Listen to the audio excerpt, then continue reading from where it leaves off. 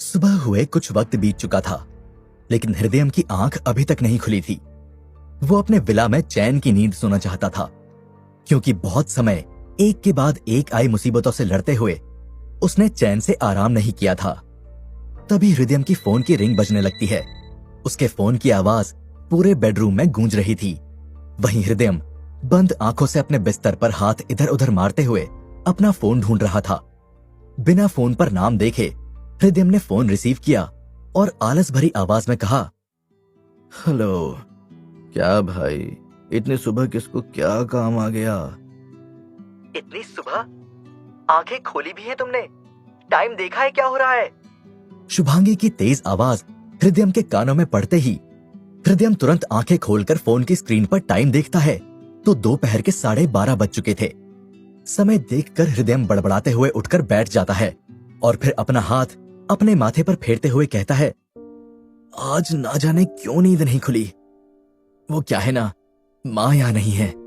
हृदयम ने इतना कहा ही था कि तभी शुभांगी उसकी बात काटते हुए कहती है, सुनो, तुम जल्दी उठो और रेडी हो जाओ, मैं तुम्हें लेने आ रही हूँ। याद है ना आज का प्रॉमिस? हृदयम आगे कुछ कहता उससे पहले ही शुभांगी ने फोन कट कर दिया। चेहरा लटकाकर अपने फोन की स्क्रीन की ओर देखकर हृदयम बड़बड़ाते हुए कहता है, हाँ याद है, आज का दिन तुम्हारे नाम किया, लेकिन बिना दो प्यार के बोल बोले तुमने फोन काट दिया। ना जाने आज का दिन कैसा जाएगा। हृदयम अपने बिस्तर से बाहर निकला और कुछ देर बाद वो किचन में गया, जो पूरी तरह से बिखरा हुआ था। कल रात हृदयम को आने में देर हो गई थी। उसने बाहर से कुछ खाया भी नहीं था, इसलिए जैसे तैसे अपने लिए ऑमलेट बनाया और डिनर में राइस खाकर वो सो गया था। किचन की सफाई पर उसका ध्यान ही नहीं गया, इसलिए आज किचन का नजारा कुछ और ही था। हृदयम अपने आप से बातें करते हुए कहता है, ओह माँ, तुम क्यों नहीं समझती? अपने इस प्यारे से बेटे को छोड़कर गांव क्यों चली जाती हो? देखो ये सब क्या हालत हो रखी है तुम्हारे बेटे की। हृदयम माँ के बारे में सोच ही रहा था कि तभी उसका फोन फिर से बजता है और अपनी माँ का फोन आता देखकर उसके चेहरे पर खुशी आ जाती है। उसने तुरंत ही कॉल रिसीव करते हुए कहा, माँ, मैं तुम्हें ही याद कर रहा था। कैसी हो और वापस कब आ रही हो? उसकी माँ जवाब देती है, मैं ठीक हूँ बेटा, तू बता, तू कैसा है? हृदयम तुरंत जवाब देते हुए कहता है, बेहाल, कुछ भी ठीक नहीं लगता और यहाँ की हालत तो बहुत खराब है। तू तो जानता है ना बेटा, मेरा एक सपना है इस गांव के बच्चों के लिए कुछ करने का। मैं उनके लिए स्कूल बनवाना चाहती हूँ और तेरी बदौलत आज अगर वो पूरा हो सकता है तो बस मैं इसे अपनी आंखों के सामने पूरा होता हुआ देखना चाहती हूँ। जब सब कुछ यहाँ पर सेट हो जाएगा मैं आ जाऊंगी। ठीक है माँ, तुम्हें किसी भी चीज की जरूरत हो तो बताना। चलो अभी कॉल रखता हूँ, फिर बात करते हैं। हृदयम कॉल कट करता उससे पहले ही दूसरी तरफ से उसे किसी और की आवाज आती है, बता नहीं सकता कितना मजा आ रहा है, रोज माँ के हाथ का स्वादिष्ट खाना खाने को मिल रहा है। आवाज से ही हृदयम समझ गया था कि कॉल पर दूसरी तरफ कौन है। हृदयम कहता है, काम पर भी ध्यान दे। स्कूल के कंस्ट्रक्शन या दूसरी साइट पर कुछ भी गड़बड़ हुई ना तो तुझे और ज्यादा मजा आएगा। हृदयम ने स्कूल बनवाने के लिए और माँ की देखभाल के लिए मणि को उनके पास भेज दिया था। टायर्ड होकर हृदयम ने अपने लिए कॉफी बना ली थी।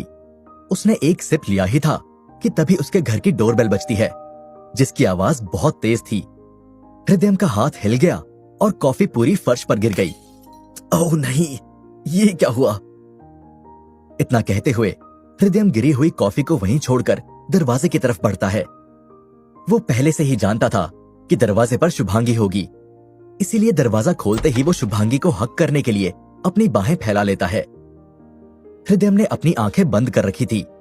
अपने दोनों हाथ फैलाए हुए वो इंतजार कर रहा था कि शुभांगी कसकर उसे अपने गले लगा लेगी, लेकिन ऐसा कुछ हुआ नहीं।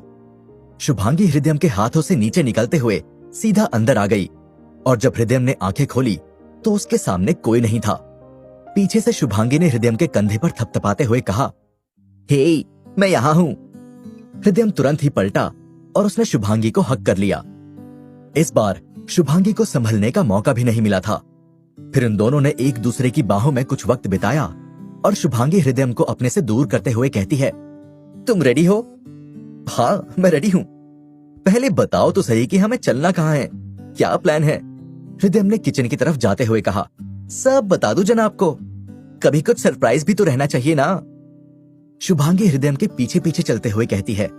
किचन प्लेटफॉर्म पर रखे अपना सेलफोन उठाते हुए हृदयम कहता है, हाँ बाबा ठीक है, बस मेरा सेलफोन ले लूं। देखो यहाँ की हालत, आज तो कॉफी भी नसीब नहीं हुई।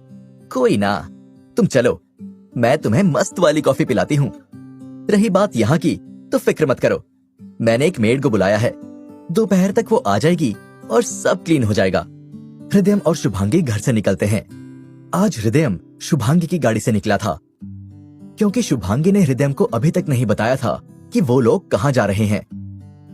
शुभांगी ने आज अपने काम से छुट्टी ले रखी थी। बहुत समय बाद वो लोग सिर्फ एक दूसरे के साथ वक्त बिताना चाहते थे। कुछ ही किलोमीटर की दूरी पर शुभांगी ने एक कैफेटेरिया के सामने अपनी कार रोक दी। जब हृदयम और शुभांगी कैफेटेरिया के अंदर एंटर कर रहे थे, हृदयम को इस बात का एहसास हुआ था कि उनके आसपास कोई ऐसा है जिसने उन पर नजर रखी हुई है। और आज ही नहीं, इस बात का एहसास हृदयम को काफी दिनों से हो रहा था। हृदयम अपनी शक्तियों से ये तो एहसास कर पा रहा था कि कोई ऐसा है जो उन पर नजर रख रहा है, लेकिन वो कौन है, इस बारे में जानना उसके लिए मुश्किल हो रहा था। ये आश्चर्य की भी बात थी, क्योंकि आम लोगों से हृदयम अलग था। उसके पास बहुत सी शक्तियां थी। फिर भी अगर हृदयम ये पता नहीं कर पा रहा था कि कौन है जिसकी नजरें उस पर है, तो ये हृदयम के लिए बहुत बड़ी और अजीब सी बात थी। हृदयम ने इस बारे में शुभांगी को भी कुछ नहीं बताया, और फिलहाल ये बताना भी नहीं चाहता था, क्योंकि आज का दिन उन दोनों के लिए स्पेशल था। आज का दिन वो दोनों एक दूसरे के साथ बिताना चाहते थे और खुश रहना चाहते थे। उनका एक ही एजेंडा था कि आज वो किसी भी तरह की कोई भी प्रॉब्लम में नहीं उलझेंगे, सिर्फ और सिर्फ एक दूसरे के साथ अच्छा वक्त बिताएंगे। इसीलिए हृदयम ने अपने आसपास हो रही गतिविधियों को अनदेखा किया और शुभांगी के साथ बातें करने लगा। एक दूसरे का हाथ थामे जब वो दोनों कैफेटेरिया से बाहर निकल आए, तो हृदयम ने शुभांगी से कहा, क्या मैं ड्राइव करूं? तुम मुझे बता सकती हो कि हमें कहाँ जाना है? जी बिल्कुल नहीं, आज तुम बस शांति से बैठो, ड्राइव तो मैं ही करूंगी। और तुम ना सवाल जवाब करना बंद करो। अगर अब तुमने मुझसे कोई भी सवाल किया तो मैं समझूंगी कि तुम्हें मुझ पर यकीन नहीं। शुभांगी ने मुंह बनाते हुए कहा, ओके मैम, जैसा आप कहें, ये बंदा आपकी खिदमत में हाजिर है। हृदयम ने मुस्कुराते हुए जवाब दिया और पैसेंजर सीट की तरफ बढ़ गया। तभी अचानक से एक लड़की की चीखने की आवाज उन दोनों को सुनाई देती है। हृदयम पलटकर देखता है तो कैफेटेरिया से कुछ ही दूरी पर कुछ लड़के एक लड़की को बहुत ज्यादा परेशान कर रहे थे। 4 से 5 लड़के होंगे, और वो लड़की मुश्किल से 16-17 की। उनमें से एक बंदा वहीं खड़ी अपनी जीप में बैठा था और मुस्कुराते हुए वहां जो कुछ भी हो रहा था उसके मजे ले रहा था। ऐसा लग रहा था कि वो लड़के उसी आदमी के लिए उस लड़की को परेशान कर रहे हैं। ये देखने के बाद शुभांगी ने तुरंत ही उन लड़कों की तरफ अपना एक कदम बढ़ाया। हृदयम ने शुभांगी को रोकते हुए कहा, तुम भूल रही हो कि आज तुम छुट्टी पर हो। हमने एक दूसरे से कुछ वादा किया था। शुभांगी अपने कदम रोकते हुए हृदयम की ओर मुड़कर कहती है, क्या तुम सच में चाहते हो कि मैं रुक जाऊं? हृदयम मुस्कुराते हुए सर हिलाते हुए कहता है, नहीं, मैंने ऐसा तो नहीं कहा, लेकिन मैं भी साथ चलता हूं ना, मिलकर निपटते हैं। वो मामूली से लफंगे हैं, मैं मैनेज कर लूंगी, तुम बस मेरा यहां इंतजार करो। शुभांगी ने उन लड़कों की तरफ अपने कदम बढ़ाते हुए हृदयम से कहा। हृदयम को भी फिलहाल यही लगा कि मामूली से गुंडे हैं, ज्यादा कोई बड़ा पंगा होगा नहीं। शुभांगी उन्हें अपनी आईडी दिखाएगी और वो लोग भाग जाएंगे। इसलिए वो कार से टिक कर अपने दोनों हाथ फोल्ड करके देखने लगा। शुभांगी पुलिस यूनिफॉर्म में नहीं थी, इसलिए उसकी पोजीशन, उसकी पोस्ट के बारे में कोई पता नहीं लगा सकता था। वो तेज कदमों से आगे बढ़ी और एक लड़के को पीछे से कनपट्टी पर तेज थप्पड़ मारते हुए उसने तेज आवाज में कहा, क्या चल रहा है यहाँ? क्या लगा रखा है ये सब? क्या बात है, देखो आज तो एक के साथ एक फ्री, लगता है बाय 1 गेट 1 ऑफर चल रहा है। आज तो मजे ही मजे। उन 5 लफंगों में से एक बंदे की आवाज शुभांगी के कानों पर पड़ती है, जो ओपन जीप में बैठा था। वो लगभग 28 से 30 की उम्र का आदमी होगा। फटी जीन्स, आंखों पर काला चश्मा और बड़ी बड़ी मूछें। तभी उनमें से दूसरा कहता है, देखो सेक्सी, प्यार से समझा रहे हैं, हमारे रास्ते में टांग मत अड़ाओ। इस लड़की को हमारे भाई ने पसंद किया है और ये चिड़िया तो अब उन्हीं की है, तो कृपया करके आप अपना रास्ता नापें, हमें हमारा काम करने दें। शुभांगी ने एक शब्द भी नहीं कहा था, बस अपनी नजरें उन लोगों पर घुमाई। फिर कुछ ही देर में अपनी कला दिखाते हुए शुभांगी ने अपने हाथ और पांव को कुछ इस तरह से घुमाया कि मुश्किल से 5 मिनट की हाथापाई में 4 लफंगे जमीन पर पड़ गए। लेकिन एक जिसने शुरुआत में कहा था एक के साथ एक फ्री, वो वहीं अपनी जीप में बैठा हुआ तमाशा देख रहा था। जब उसने देखा कि उसके 4 साथी एक लड़की से हार गए, तो अब वो उतरा। शुभांगी फिलहाल अपना दिन ज्यादा खराब नहीं करना चाहती थी, इसलिए उसने अपनी पॉकेट से अपनी आईडी निकाली और उन लोगों को दिखाते हुए कहा, अब भाग जाओ यहां से, नहीं तो हथकड़ियां तुम्हारे हाथों में होंगी। और चाहे जिस भी रईस की औलाद हो, वो तुम्हें जब तक छुड़ाने आएगा ना, तब तक तुम्हारी हड्डियां तो मैं तोड़ चुकी होंगी। शुभांगी की आईडी देखकर 4 बंदे जो नीचे पड़े थे, वो तुरंत वहां से रफू चक्कर हो गए। लेकिन जो बंदा जीप में बैठा हुआ था, उसके चेहरे पर एक शिकन भी नहीं आई।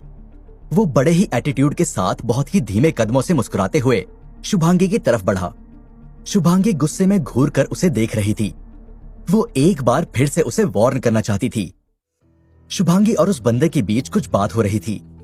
उससे पहले ही उसे अपनी कार के हॉर्न की आवाज सुनाई देती है।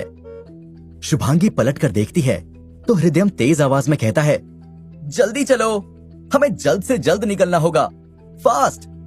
शुभांगी कुछ समझ पाती उससे पहले उसके कानों में हृदयम की एक बार फिर से तेज आवाज गूंजती है, कम ऑन, फास्ट।